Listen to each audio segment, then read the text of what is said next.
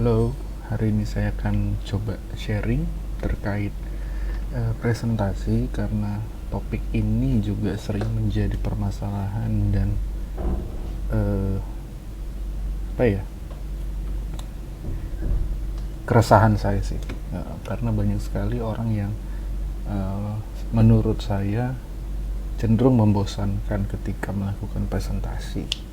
Nggak tahu sih saya sendiri termasuk orang yang membosankan atau tidak, tetapi saya coba eh, berusaha bercerita dari sudut pandang saya, dan siapa tahu beberapa tips yang akan saya coba sampaikan mungkin berguna gitu ya. Oke, jadi mungkin ini juga tips yang berguna buat mahasiswa yang sedang membuat presentasi slide untuk seminar proposal, seminar hasil, atau sidang, atau skripsi ya, sidang skripsi, tesis mungkin, atau bahkan disertasi. Silahkan disimak. Oke, saya akan coba gunakan ini ya, Google Jamboard untuk bercerita. Oke, hal pertama yang mau saya bahas adalah terkait template. Nah, sering sekali nih ada pertanyaan, template seperti apa sih yang baik gitu. Kalau kita buka PowerPoint, ada orang yang pakai Keynote dan pakai PowerPoint. Saya cenderung yang pakai PowerPoint. Kenapa? Dulunya saya Keynote, cuman sejak berlangganan PowerPoint 365 itu fitur automationnya cukup banyak, dan yang paling most of my favorite feature favorite feature adalah yang auto design gitu ya. Jadi ada yang namanya auto design. Si auto design ini memungkinkan, nah ini keluar di sidebar sebelah kanan design ideas yang sesuai dengan template kita. Boleh menggunakan ini, boleh juga mencari template dari internet, biasanya di slide Carnival ya.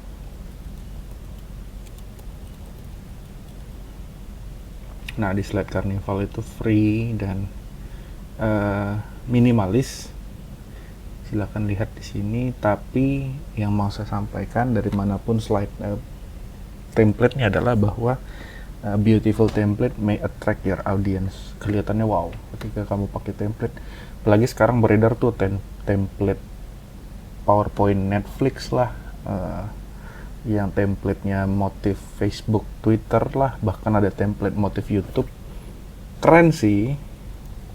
Coba ya kita cari ya, template motif PPT Netflix. Ini lagi banyak banget nih dipakai yang gini-gini. Jadi memang color palette-nya juga menggunakan color palette Netflix, mirip lah gitu. Tapi yang mau saya sampaikan adalah ya tadi, beautiful template may attract your audience. Saking tertariknya mereka, kamu nggak diperhatiin gitu. Bagi saya white slide putih itu nggak pernah bohong, nggak pernah buat masalah gitu. Jadi saya selalu ya, kalaupun pakai template yang cenderung plain background lah, yang putih gitu. Karena kalau kamu cropping picture dari sumber apapun akan lebih rapi gitu. Jadi yang pertama adalah template rapi itu much better daripada template keren. Tuh, itu sih menurut saya yang pertama. Tuh. Dan yang kedua yang mau saya bahas adalah, ini kayaknya krusial sekali dan sering sekali saya ungkapkan, make it short. Make it short. Sering sekali anak-anak yang ketika saya menguji itu membuat PPT adalah copy paste dari Word, plek, saat paragraf-paragrafnya di copy paste, yang mana waduh, jadi dia tugasnya adalah membaca deskripsi paragraf tadi. Ini presentasi atau text to speech jadinya karena tidak ada yang berbeda dari visual dan audio dan apa yang dia sampaikan gitu. Sama aja. Jadi menurut saya make it short gitu. Indikator make it short itu apa gitu ya. Sudah cukup pendek atau belum, ini akan sulit sekali mendefinisikannya. Kalau saya bilangnya segini, make it short itu parameternya adalah audience butuh 10 second untuk memahami inti dari slide. Inti dari slide ya, satu slide itu bukan satu PPT. Jadi maksimal 10 detik. Kalau dia lebih dari itu, butuh effort lebih dari itu untuk membaca, untuk segala hal, artinya itu udah kepanjangan slide-nya gitu. Makanya kalau kita lihat, sama sekalian saya mau bilang bahwa role model saya dalam membuat slide itu dalam presentasi sih sebenarnya adalah Steve Jobs. Steve Jobs itu salah satu yang presentasinya dikagumi banyak orang. Coba aja lihat, dia ketik di Google WWDC keywordnya itu ya, Worldwide Developer Conference, WWDC Steve Jobs gitu. Selagi dia hidup banyak sekali presentasi dia yang ya gini doang nih, slide-nya cuman satu kalimat, satu kata atau bahkan nggak ada katanya, cuman gambar visual aja. Nih seperti ini. Jadi poin-poinnya tuh dapat. Tuh. Make it short. Yang ketiga adalah visualisasi data sebenarnya yang paling penting. Nah, visualisasi data itu penting khususnya bagi yang punya data dalam bentuk tabel atau bahkan nggak pakai tabel tapi deskriptif ya.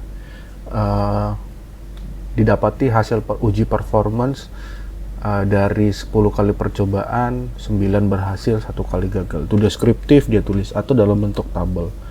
Kenapa tidak dikonvert jadi, saya nggak begitu ahli sebenarnya dalam visualisasi data, tapi idealnya umumnya orang akan paling nyaman melihatnya dalam bentuk chart gitu ya, apapun chartnya gitu, pie chart, line chart, histogram, candlestick, atau bahkan belakangan ini banyak sekali representasi visualisasi yang baru saya ketahui belakangan ini. Misalnya visualisasi drone emprit, kalau tahu ya, saya nggak tahu itu namanya apa,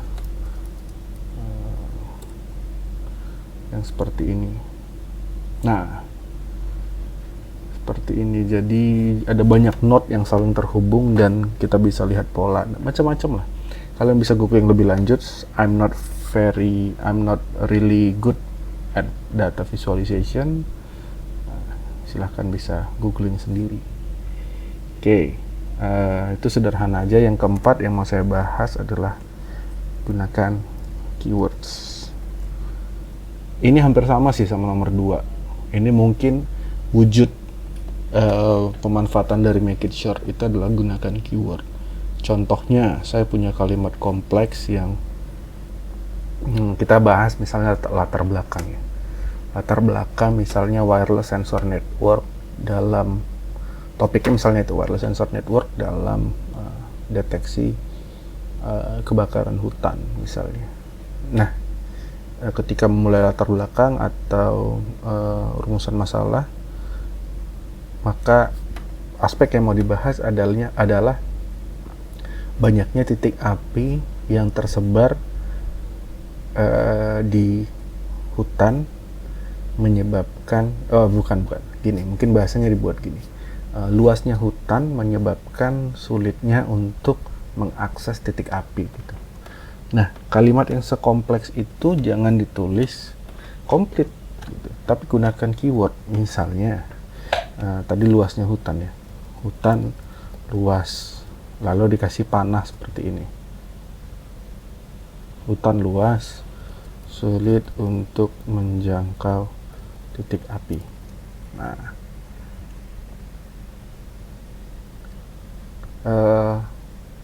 dibuat sederhana, singkat, lalu penjelasannya yang lebih komprehensif. Nah, itu akan lebih mengena dan lebih efisien. Orang tidak harus membaca kalimat paragraf, kata hubung yang banyak, lalu kalimat kompleks, struktur kalimat pelengkap yang banyak. Tetapi dengan keyword orang tahu maknanya. Kan ini PowerPoint ya. PowerPoint, kalau kita dengar dari namanya PowerPoint, artinya sebenarnya poin yang kita sampaikan harus berpower gitu. Dia berupa poin, tidak penting di situ harus menggunakan struktur kalimat yang benar, SPOK yang benar. Enggak, ini kan bukan laporan lagi-lagi. Tuh, yang keempat. Yang kelima yang akan saya bahas adalah opening. Nah, opening yang menurut saya ini perspektif preferensi lagi-lagi ya. Bagi saya opening yang berkesan itu sama seperti role model saya, Steve Jobs.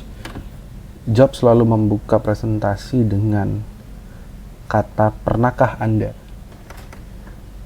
Misalnya kamu mau membuka presentasi seminar proposalmu dengan latar belakang masalahnya misalnya terkait sistem pendeteksi, sistem untuk jaga jarak lah, physical distancing gitu ya.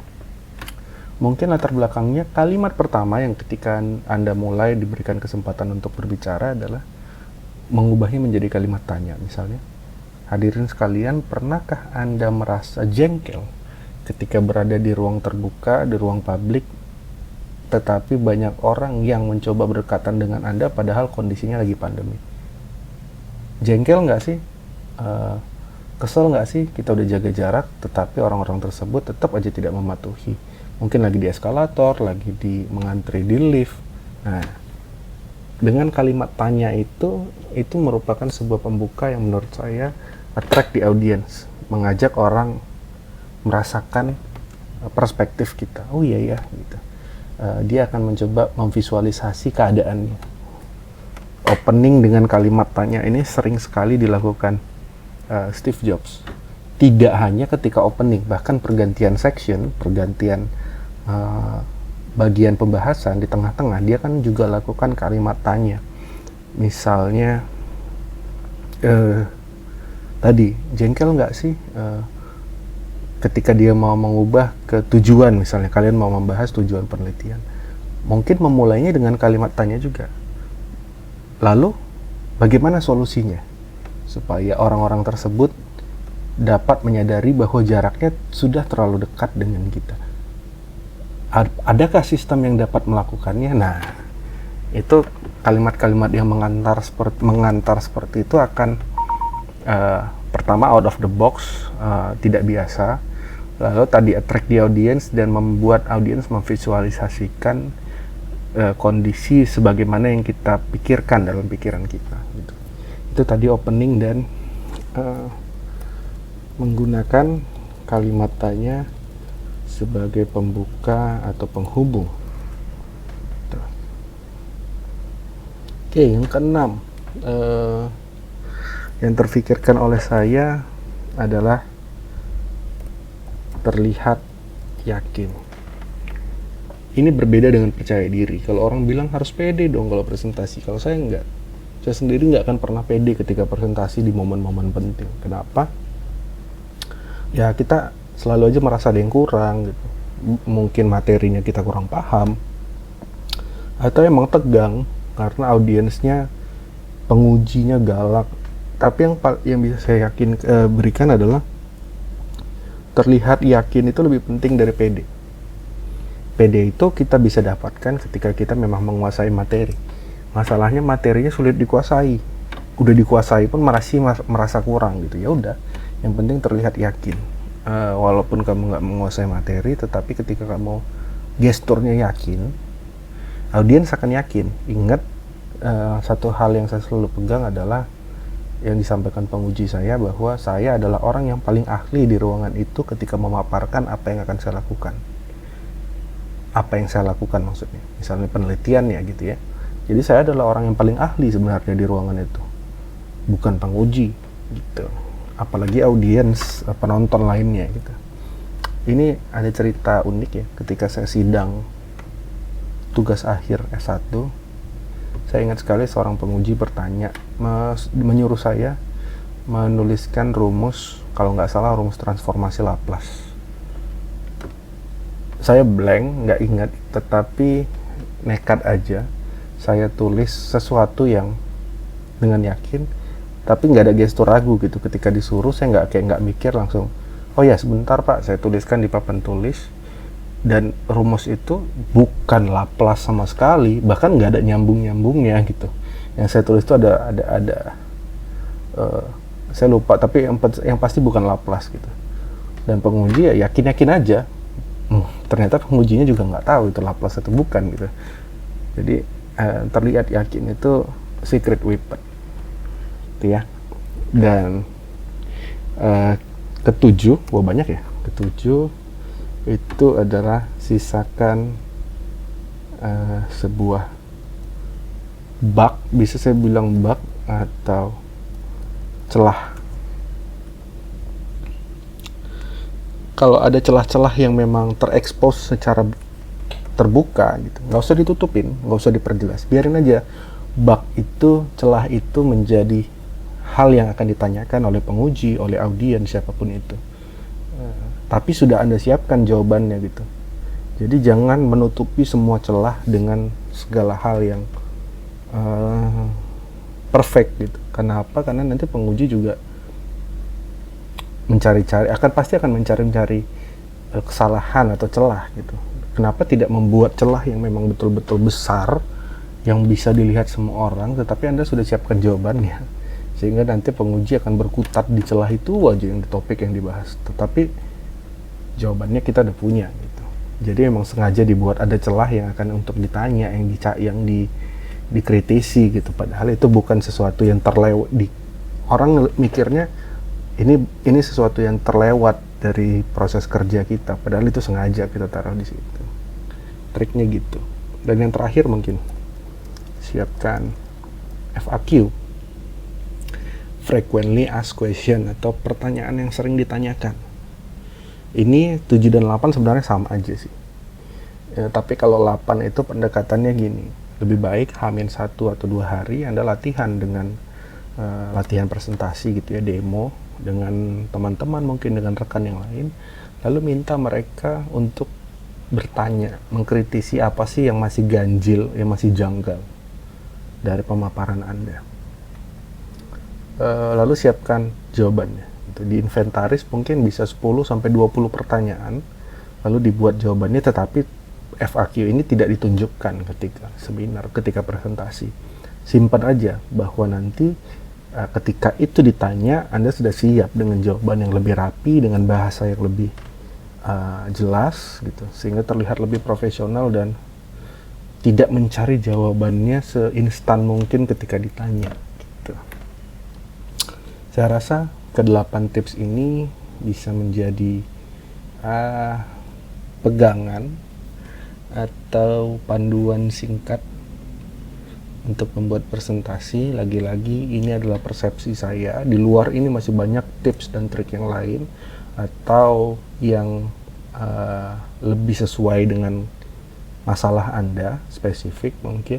Tetapi ini adalah apa yang sering saya temukan di mahasiswa, kekurangan dari mahasiswa, dan juga pengalaman pribadi yang menurut saya berguna untuk saya sampaikan. Terima kasih, sampai jumpa kembali di video selanjutnya.